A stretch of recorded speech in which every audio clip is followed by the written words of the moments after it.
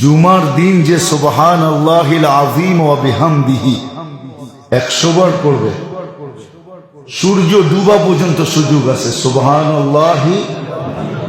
সুবহানাল্লাহিল আযীম ওয়া বিহামদিহি,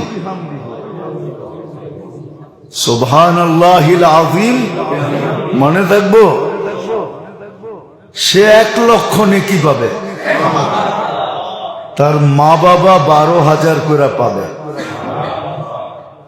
কিতাবে লেখা আছে, এক ছেলে পড়তো, কিছুদিন পরে মা স্বপ্নে দেখছে, তো মা বলতেছে, বেটা তুই যে পড়তেছিলি প্রত্যেক জুমায়, আর আমি 12,000 করে পাইতেছিলাম, আজকে পুরা হয়ে গেছে।